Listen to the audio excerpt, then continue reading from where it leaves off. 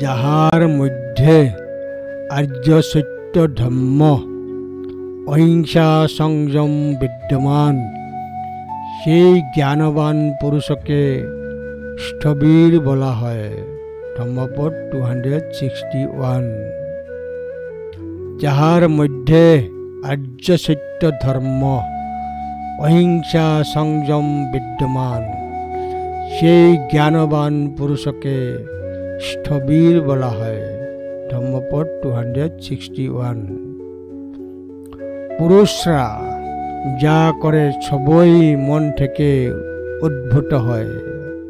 মানুষের কথা ও কাজ তাদের মন থেকে উৎপন্ন হয়। কখনো কখনো তাদের মন কলঙ্কিত হয়, মন্দ হয়। যদি তারা খারাপ মন দিয়ে কথা বলে বা কাজ করে তবে অনিবার্য ফল ভোগ করে।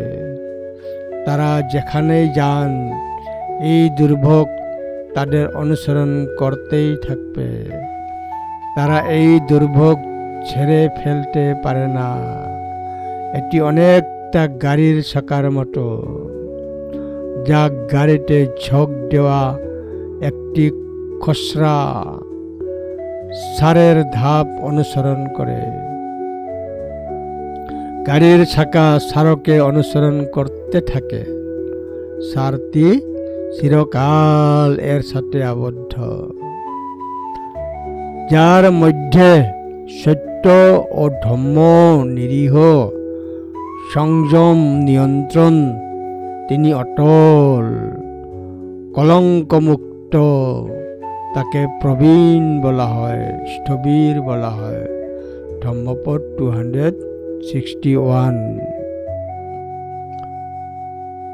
য়মি হচ্ছঞ্চ ধম্মস্য অহিংসা সংযম দম স এ মন্তমল ধীর থেরতি প্রবুষ্যতি। ধম্মপদ 261।